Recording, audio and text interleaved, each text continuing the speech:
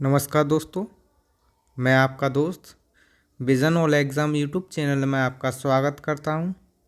दोस्तों, आज ये पहला प्रैक्टिस सेट है। कौन सा है? प्रैक्टिस सेट नंबर 1 है। ये एसएससी जीडी के लिए बहुत ही लाभदायक है। मैं इसमें आपके लिए 20 क्वेश्चन लेके आया हूं, जो हैं जीके के। किसके? जीके के, यानी general knowledge and general awareness. आपको बता दूं, जो इसमें पैटर्न है एसएससी जीडी का, वो आपको थोड़ा सा बता दूं। इसमें 20 क्वेश्चन आएंगे किसके? रीजनिंग के। और 20 क्वेश्चन आएंगे किसके? यानी जीके के एंड जीएस के। 20 क्वेश्चन आएंगे मैथ के और 20 क्वेश्चन आएंगे हिंदी के। दोस्तों, अगर आप इसकी पीडीएफ लेना चाहते हैं तो vision all exam Telegram channel पर जा सकते हैं। और दोस्तों, चैनल को सब्सक्राइब कर लें, बेल आइकन को दबा लें, जिससे कि आपको समय समय पर नोटिफिकेशन मिलता रहे। आपको बता दूं, अगर मेरे आप 20 प्रैक्टिस सेट भी कर लेंगे, फिर भी आपके 20 में से कम 15 क्वेश्चन बन जाएंगे। कितने? 15 क्वेश्चन।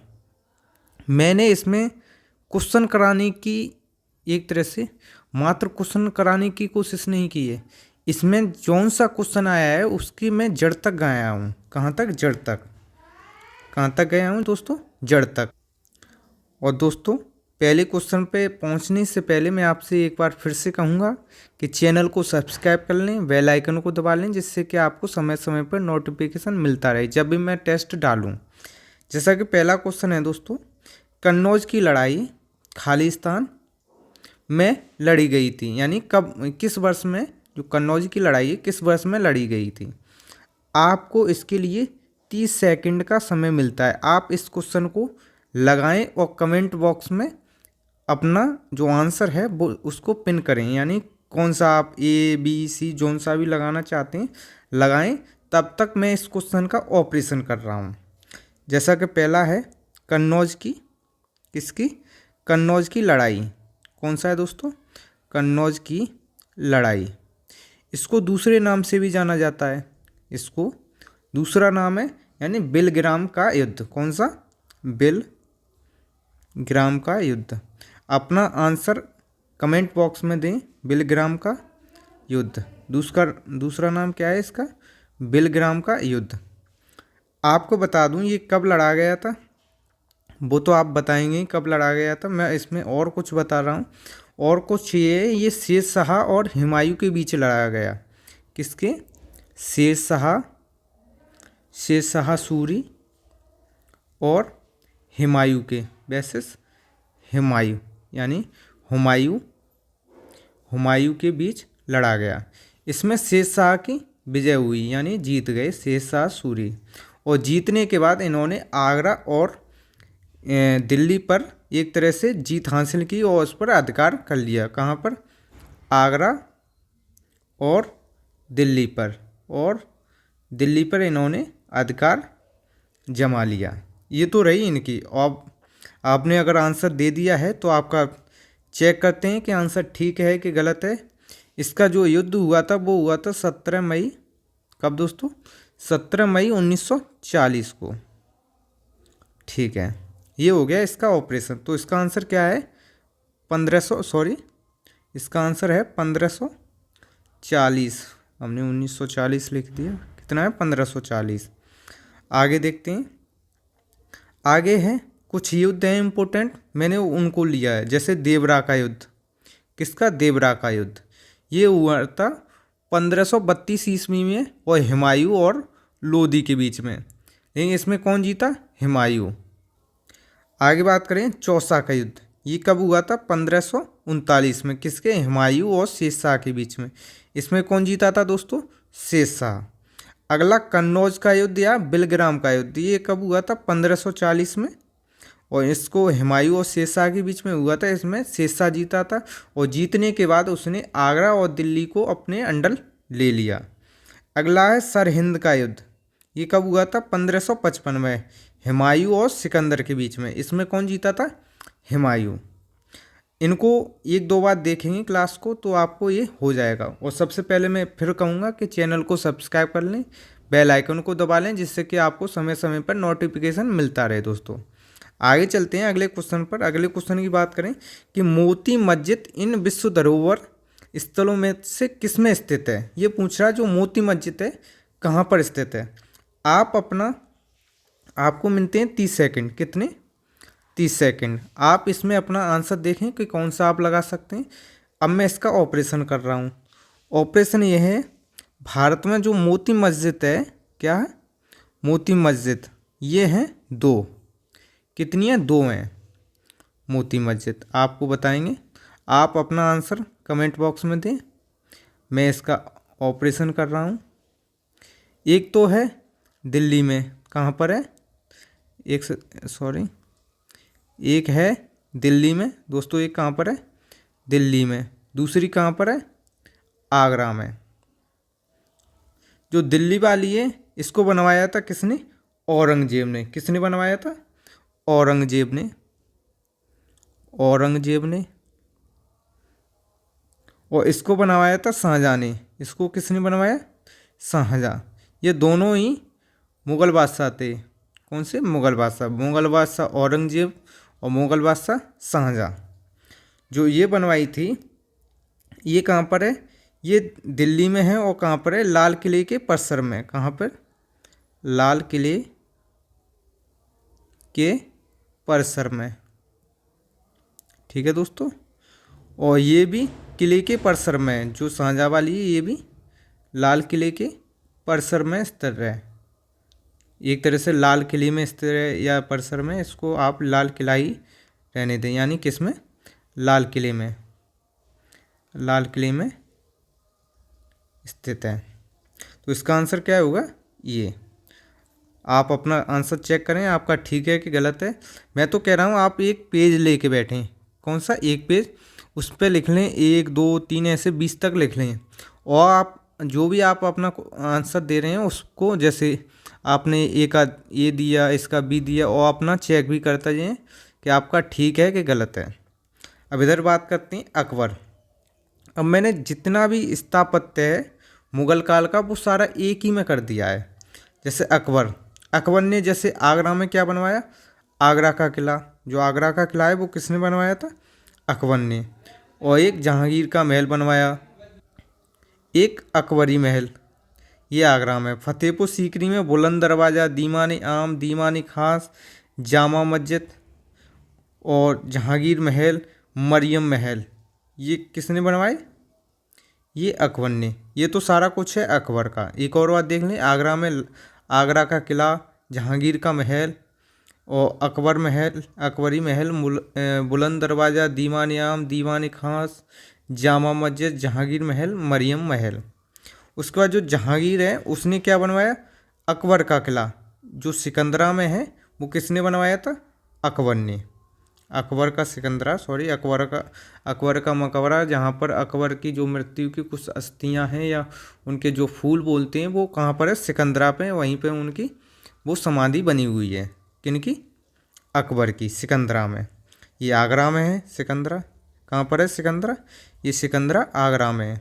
आगरा में, आपको बता दूं। और शाहजहाँ ने क्या बनवाया? दिल्ली में जामा मस्जिद और लाल किला, ये किसने? शाहजहाँ ने। और आगरा में मोती मस्जिद और ताजमहल, ये किसने? शाहजहाँ ने। औरंगजेब ने ये है मोती मस्जिद कहाँ पर? दिल्ली में बनवाई। और बाबर ने कहाँ पर? आगरा में मस्जिद बनवाई। इसको आप 1 2 बार देखेंगे, आपको इसकी PDF मिल जाएगी टेलीग्राम चैनल पर, विजन ऑल एग्ज़ाम। वहाँ से आप 1 2 बार इसको रिपीट करें। अगला क्वेश्चन है, वर्ष 1870 में भारतीय सुधार संघ के संस्थापक कौन थे? किसके? भारतीय सुधार संघ के संस्थापक। इसको भी आपको मिलते हैं कितने? 30 सेकंड। तब तक हम इसके बारे में कुछ देखते हैं। इसकी जो स्थापना हुई थी, स्थापना कब हुई थी? 29 अक्टूबर 1870 में। स्थापना आपको याद रहनी चाहिए। और दूसरी, इसके अध्यक्ष और संस्थापक, यानी प्रथम अध्यक्ष और संस्थापक कौन थे? ये थे केशव चंद्र सेन। कौन थे? केशव चंद्र सेन। आगे बात करें केशव चंद्र का जो जन्म हुआ था ये कब हुआ था, ये हुआ था 19 नवंबर 1938 में, सॉरी 1838 में। ठीक है दोस्तों, 1838 में हुआ था। ये कहाँ पर हुआ था, कोलकाता में हुआ था। और इन्होंने ही 1866 में भारतीय किसकी, भारतीय ब्रह्म समाज की स्थापना करी। ठीक है, भारतीय ब्रह्म समाज की स्थापना किसने की थी, ये की थी केशव चंद्र सेन ने। तो इसका आंसर क्या हो गया, केशव चंद्र सेन। अगले क्वेश्चन की बात करते हैं। प्रथम हुड़ आक्रमण कब हुआ था। आपको इसके लिए भी 30 सेकंड का टाइम मिलता है। इसमें हम करते हैं जैसे हुड़, जो हुड़ थे ये कहाँ से आए थे, ये आए थे मध्य एशिया से। कहाँ से आए थे, मध्य एशिया से, मध्य एशिया से आए थे। अरे सॉरी, ये आए थे मध्य एशिया से। ठीक है दोस्तों, कहाँ से आए थे, मध्य एशिया से। ये एक खानाबदोश जाति थी और इसने सर्वप्रथम कहाँ पर आक्रमण किया, इसने किया था उत्तर पश्चिम में आक्रमण किया था। ठीक है, उत्तर पश्चिम में आक्रमण किया था। और दोस्तों बता दूं इसने किसके, स्कंद, जो गुप्त शासक था स्कंद गुप्त, इसके शासनकाल में, आप अब भी लगा सकते हैं, शासनकाल में इसने आक्रमण किया था स्कंद गुप्त के। और इसमें क्या, जो हुड़ हैं इनकी हार हुई थी, जीते नहीं थे, बुरी तरह हार हुई थी। अब आपको बता दूं ये कब हुआ था, 458 ईस्वी में। आप अपना आंसर देख सकते हैं, इसका आंसर ये है 458। अगले क्वेश्चन की बात करें। सिंगापुर की तर्ज पर देश का पहला नाइट सफारी और जैव विविधता पार्क कहाँ स्थित है। आपको इसके लिए 30 सेकंड मिलते हैं। अपना क्वेश्चन कमेंट बॉक्स में दें। और दोस्तों चैनल को सब्सक्राइब कर लें, बेल आइकन को दबा लें, जिससे कि आपको समय समय पर नोटिफिकेशन मिलता रहे। और मैं ये टेस्ट कराऊंगा। टेस्ट के अलावा प्रत्येक सब्जेक्ट के जो जीएस के हैं उनकी 500 क्वेश्चन की एक सीरीज लेके आऊँगा मैं। एक जो पॉलिटी की बनने ही है पीडीएफ, वो जैसे ही बनेगी उसी टाइम ये अपलोड हो जाएगी। उस पर थोड़ा काम चल रहा है, यानी क्लास बनने ही है, बनने में बहुत समय लग रहा है। 2-3 दिन से बना रहा हूँ 500 क्वेश्चन हो, उसके बाद उसमें कंसेप्ट भी डालने हैं। तो इसका आंसर हो गया दोस्तों लखनऊ, लखनऊ उत्तर प्रदेश। आगे बात करें, संविधान सभा के पहले अस्थायी अध्यक्ष कौन थे। कौन से अस्थायी अध्यक्ष कौन थे। आपको इसके लिए मिलते हैं 30 सेकंड, 30 सेकंड आपको मिलते हैं। और तब तक इसका ऑपरेशन कर रहे हैं। इसमें आपको 3 डेट हैं जो याद रखनी है। एक है 9 दिसंबर 1946, दूसरी 11 दिसंबर 1946, एक है 13 दिसंबर 1946। ये आपको 3 डेट याद रखनी है। जो 9 दिसंबर 1946 को संविधान सभा की प्रथम बैठक हुई थी। कौन सी, संविधान सभा की प्रथम बैठक हुई थी। और इसी बैठक में डॉक्टर कौन से, डॉक्टर सच्चिदानंद सिन्हा को अस्थायी अध्यक्ष बनाया गया, यानी स्थायी नहीं अस्थायी, कुछ समय के लिए। फिर उसके बाद हुई थी अगली बैठक, ये हुई थी 11 दिसंबर 1946 को। इसी में पंडित जवाहरलाल नेहरू को, सॉरी डॉक्टर राजेंद्र प्रसाद को, किसको, डॉक्टर राजेंद्र प्रसाद को इसका स्थायी अध्यक्ष बना दिया गया। कैसा, स्थायी अध्यक्ष। इसमें प्रसाद में ये मिस्टेक है थोड़ी, इसको देख लेना। यानी कौन को, डॉक्टर राजेंद्र प्रसाद को। और अगली बैठक जो हुई थी, इसको मैं ठीक ही करते रहा हूँ, आप बोलेंगे। डॉक्टर राजेंद्र प्रसाद को कैसा, स्थायी अध्यक्ष। अगली बैठक हुई थी 13 दिसंबर 1946 को। इसमें क्या हुआ था, जवाहरलाल नेहरू ने जवाहरलाल नेहरू ने उद्देश्य प्रस्ताव प्रस्तुत किया। कौन सा उद्देश्य प्रस्ताव प्रस्तुत किया? 13 दिसंबर 1946 को। और इसी को ही 22 जनवरी 1947 को स्वीकार कर लिया गया था संविधान सभा के द्वारा। इसमें देखते हैं, तो इसका आंसर हो गया डॉक्टर सच्चिदानंद सिन्हा अस्थायी अध्यक्ष, और स्थायी अध्यक्ष डॉक्टर राजेंद्र प्रसाद। और जवाहरलाल नेहरू ने उद्देश्य प्रस्ताव 13 दिसंबर 1946 को प्रस्तुत किया था और 22 जनवरी 1947 को उसको स्वीकार कर लिया गया। आगे देखते हैं कैबिनेट मिशन योजना के तहत 1946 के तहत संविधान सभा का गठन किया गया। और यह कैसे? अप्रत्यक्ष निर्वाचन के द्वारा। सदस्य देखें कुल थे 389, उसमें से जो ब्रिटिश भारत से थे वो थे 296, देसी रियासत से 93 और महिलाएं क्या थी 15। ये इम्पोर्टेंट है, आपको बता दूं, ये इम्पोर्टेंट है। प्रथम बैठक हुई थी 9 दिसंबर 1946 को। इसी दिन डॉक्टर सच्चिदानंद सिन्हा को अस्थायी अध्यक्ष बनाया गया। अगली बैठक हुई थी कब? 11 दिसंबर को 1946 को। इसी दिन डॉक्टर राजेंद्र प्रसाद को स्थायी अध्यक्ष बनाया गया। उपाध्यक्ष HC मुखर्जी और संवैधानिक सलाहकार कौन थे? BN राव। ये थे उसी समय। और संवैधानिक जैसे जो संविधान बना था उससे पूर्व, यानी स्वतंत्रता पूर्व या संविधान में बनने से पूर्व कौन थे संवैधानिक सलाहकार? वो थे MN राव। उद्देश्य प्रस्ताव की बात करें, ये 13 दिसंबर जो अगली बैठक हुई थी 13 दिसंबर 1946 को, उसी दिन प्रस्तुत किया। और पेशकर्ता थे कौन? जवाहरलाल नेहरू। और 22 जनवरी 1947 को इसको स्वीकार कर लिया गया। अंतिम बैठक हुई थी 24 जनवरी 1946 को। और हमारा जो संविधान है वो 26 नवंबर 1949 को बनकर तैयार हो गया था। और 24 जनवरी 1950 को अंतिम बैठक हुई थी। और हमारा जो संविधान है अंतिम रूप से लागू हुआ था कब? 26 जनवरी 1950 को। ये आपको याद रखना है।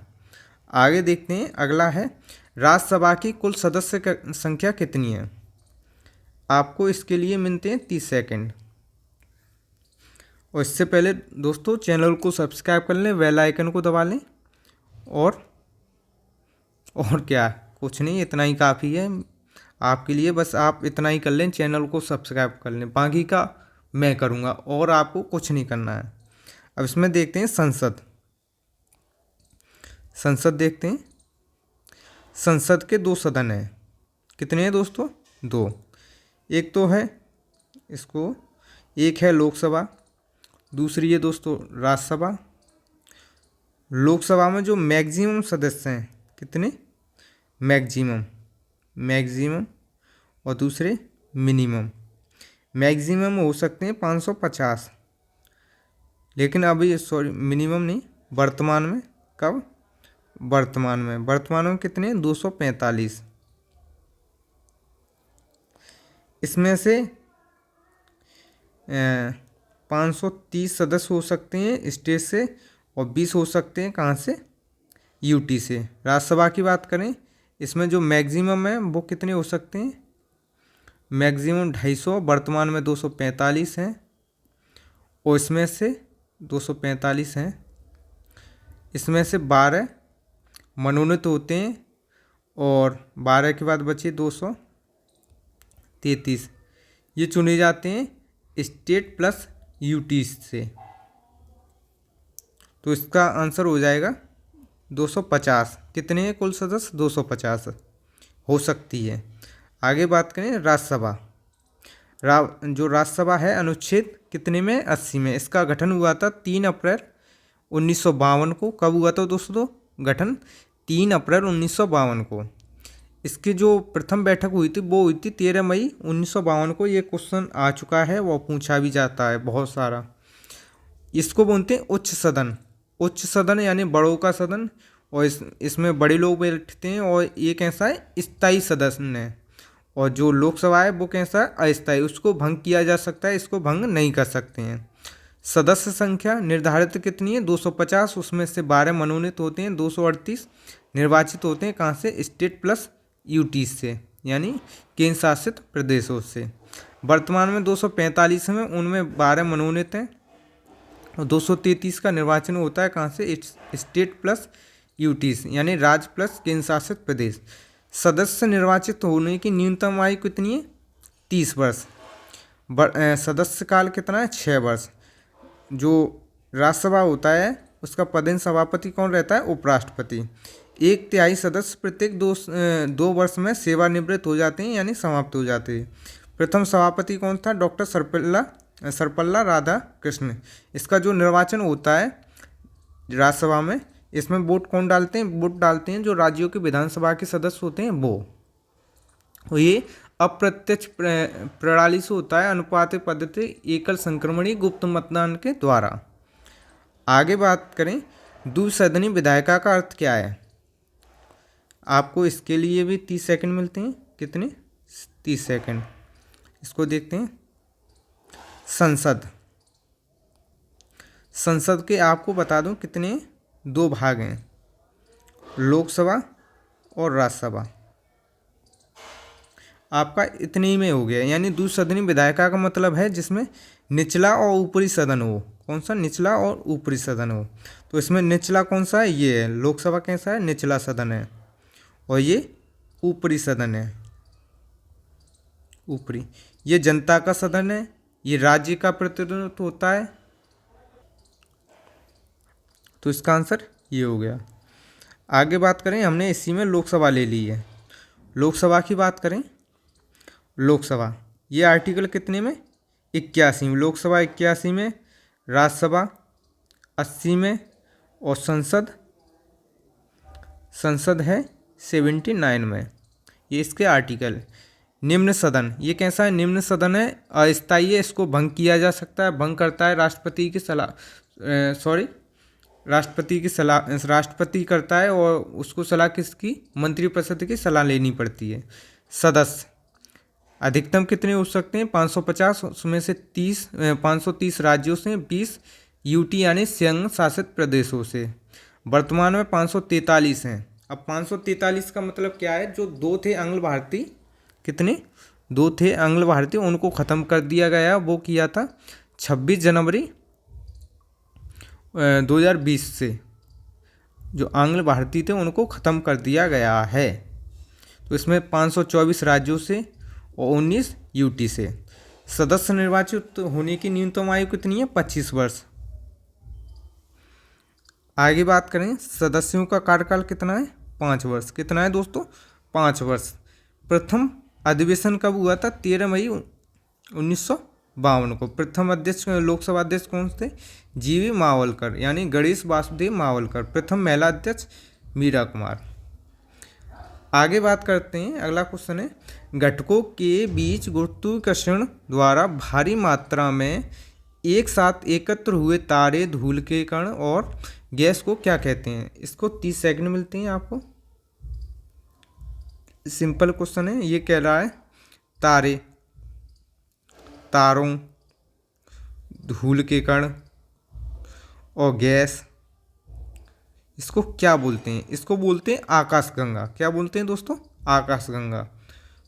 क्योंकि ये सारा कुछ गुरुत्वाकर्षण के कारण ये बंधा हुआ है, एक दूसरे से बंधा हुआ है, उसको क्या बोलते हैं, आकाशगंगा। आगे करें बात, जो ब्रह्मांड है आकाशगंगाओं का अनंत समूह है, यानी ब्रह्मांड में पता नहीं कितनी आकाशगंगाएं हैं। उत्पत्ति हुई थी ब्रह्मांड की 13.6 अरब वर्ष पूर्व। यहीं पे अगर पृथ्वी की उत्पत्ति देखी जाए, किसकी, पृथ्वी की, वो हुई थी 5 या 6 है अरब वर्ष पूर्व। और जीवन तो अभी आया है, जीवन की उत्पत्ति देखी जाए तो निरंतर विस्तृत हो रहा है, जो ब्रह्मांड है निरंतर बढ़ रहा है। और बता दें, और आकाशगंगा तारों का विशालतम समूह है। इसमें प्रत्येक आकाशगंगा में 100 अरब से ज़्यादा तारे होते हैं, और एक तारे में अपना जो तारा है, जो सूर्य है उसके और पास है, सोचो सूर्य कितना बड़ा है, और ऐसे 100 अरब तारे हैं गैलेक्सी में, आकाशगंगा में। अनेक आकृति होती हैं इनकी, अनेक प्रकार की। जो अपनी आकाशगंगा है वो कौन सी है? मिल्की वे यानी मंदाकिनी। इसमें ही हमारा सौरमंडल स्थित है, और इसका जो आकार है वो कैसा है? सर्पिलाकार। अगले क्वेश्चन की बात करें, फिनलैंड की राजधानी कहाँ पर है? तो फिनलैंड की कहाँ पर है दोस्तों? आपको 30 सेकंड मिलते हैं। 30 सेकंड है, इसको देखें। और दोस्तों चैनल को सब्सक्राइब कर लें, बेल आइकन को दबा लें। इसके बाद जो अगला टेस्ट आएगा, आप पूछो मत कि उसमें मैं कितना डिटेल में ले जाऊंगा। गारंटी के साथ बोल रहा हूं कि अगर आप मेरे 20 टेस्ट कर लेंगे तो आपको कोई भी जीएस, कोई भी कुछ नहीं पढ़ने की ज़रूरत है। समझ रहे हैं दोस्त? तो इसका आंसर है हेलेंस्की। क्या है दोस्तों? हेलेंस्की। चैनल को सब्सक्राइब कर लें, बेल आइकन को दबा लें। और उज्बेकिस्तान की क्या है? ताशगंज। और स्विट्ज़रलैंड की है बर्न। और आयरलैंड की है डरबन। तो इसका तो आंसर ये हो गया। आगे बात करें, पृथ्वी अपनी धुरी के चारों तरफ किस दिशा में घूम रही है? तो किस दिशा में घूम रही है? वो है पश्चिम से पूरब की ओर। ये बता दूं क्या है। एक तो पृथ्वी है, ये अपनी धुरी पे घूम रही है। ये 0 डिग्री है, ये 23.5 डिग्री साउथ है, ये 23.5 डिग्री नॉर्थ, ये 23.5 डिग्री साउथ नॉर्थ साउथ। और ये आर्कटिक, ये अंटार्कटिक जो ये है, ये कैसे? पश्चिम से पूरब की ओर ये ऐसे घूम रही है। एक तो है, इसको बोलते हैं रोटेशन। क्या बोलते हैं? अपनी अक्ष पर घूमे पृथ्वी तो उसको बोलते हैं रोटेशन। क्या बोलते हैं? रोटेशन यानी घूंघण। इससे क्या होता है? दिन रात का निर्माण होता है। दूसरा ये है सन। क्या है? सन। और इसके चारों ओर, ठीक है, इसके चारों ओर जब पृथ्वी घूमे उसको बोलते हैं रिवॉल्यूशन यानी परिभ्रमण। इससे क्या बनता है? इससे मौसम का निर्माण होता है। किसका? मौसम का। तो इसका आंसर क्या होगा? ये। आगे बात करें, पृथ्वी कैसी है? नीला ग्रह है। इसकी सतह यानी जो भाग, स्थल भाग है वो 29% है। 71% भाग पर जल है। आकार गोलाकार या ध्रुवों पर चिपटी हुई है, यानी ऐसे है। ठीक है, ये यहाँ पर ध्रुवों पर चिपटी हुई है। औसत घनत्व है 5.5। इसकी औसत त्रिज्या ये है। आगे बात करें, निर्माण श्रमिकों के लिए मिशन कुशल शक्ति की शुरुआत किस राज्य में, किन शासित प्रदेशों में की गई? इसके लिए आपको 30 सेकंड मिलते हैं दोस्तों। कितने? 30 सेकंड। देखें और चैनल को सब्सक्राइब कर लें, बेल आइकन को दबा लें। आपको बता दूं, ये मिशन कुशल शक्ति है, ये दिल्ली सरकार ने चलाया था। मनीष सिसोदिया जो उप जो मुख्यमंत्री हैं उन्होंने, वो आजकल जेल में हैं शराब घोटाले की वजह से। उन्होंने ये स्टार्ट किया था। और इसमें क्या था? जो भी श्रमिक हैं उनको उन्नत कौशल देना। कैसा? उन्नत, बढ़िया कौशल प्रदान करना, जिससे कि उनकी सैलरी में वृद्धि हो सके। इसमें सैलरी वृद्धि होने की आवश्यकता है। थी लगभग 8 बोल रहे थे कि 8,000 तक आपकी, अगर आपको अच्छा कौशल मिल जाएगा, स्किल, तो आपको 8,000 तक की सैलरी में वृद्धि हो सकती है। और दूसरी बात, इसका जो टारगेट था, एक वर्ष में लगभग 2 लाख श्रमों को, जो श्रमिक हैं मजदूर, उनको प्रशिक्षित करना, यानी कौशल, उन्नत कौशल प्रशिक्षित करना। तो इसका आंसर हो जाएगा नई दिल्ली। आगे बात करें, संवेग परिवर्तन की दर क्या है? बल। आपको बता दूं, आप ले सकते हैं आप 30 सेकंड। आंसर भी मैंने बता दिया है, अगर आपने सुना होगा तो इसका तो आंसर है बल। अब इसमें थोड़ा बता दूं, संवेग परिवर्तन की दर क्या बोलते हैं? इसको बोलते हैं बल यानी एफ। ये क्या होती है? Delta P upon delta T. ये डेल्टा है संवेग यानी परिवर्तन आ रहा है। तो डेल्टा पी में क्या आता है? आपको बता दूं, संवेग बराबर होता है, पी बराबर होता है M B.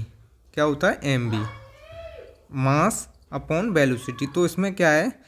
M B one minus M B two. ये संवेग परिवर्तन हो रहा है।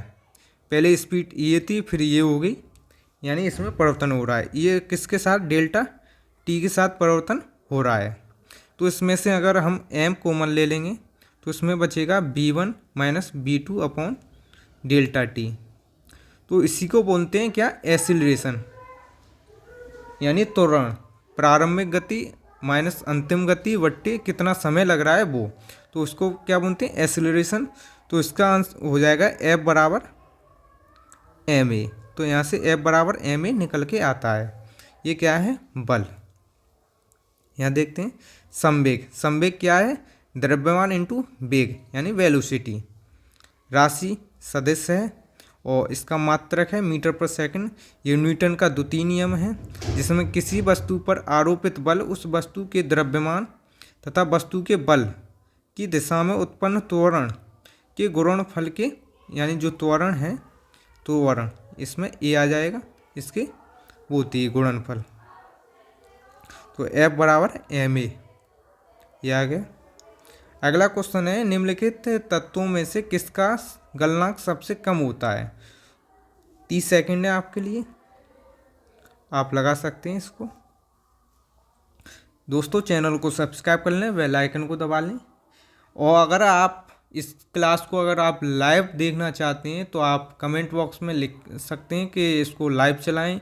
इसको मैं लाइव भी चला सकता हूं, अभी बच्चे नहीं आ रहे हैं इस वजह से लाइव नहीं चला रहा हूं।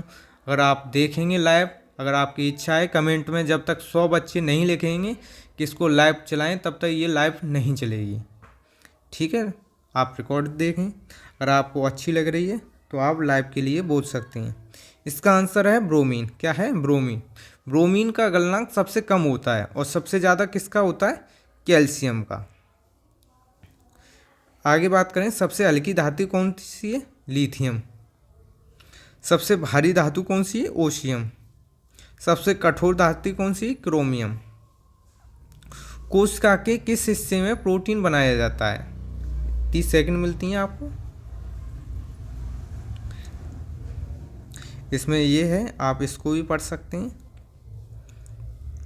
तो इसका आंसर हो जाएगा राइबोसोम। राइबोसोम में, और इसकी खोज की थी पैलेट ने, आपको बता दूं, राइबोसोम। राइबोसोम इसकी खोज कितने पैलेट ने की थी, और ये प्रोटीन का संश्लेषण यानी प्रोटीन बनती है। और ये आप इसकी आपको PDF मिल जाएगी, उसमें आप देख सकते हैं, बहुत सारी चीज़ है इसमें। क्लोरोफिल। क्लोरोफिल में क्या होता है, 30 सेकंड है आपको बता दूं, जो क्लोरोफिल है ये पेड़ में होता है। अगर क्लोरोफिल की कमी से क्लोरोफिल आप देख लें पहले, उसके बाद बताऊंगा, नहीं तो 30 सेकंड है, चैनल को सब्सक्राइब कर लें। तो इसका आंसर हो जाएगा मैग्नीशियम। जो मैग्नीशियम है, इसकी वजह से अगर पेड़ में प्रोटीन बनाने का काम करता है मैग्नीशियम, जो पेड़ में प्रोटीन बनती है, प्रोटीन संश्लेषण होता है, वो किसकी, मैग्नीशियम की वजह से।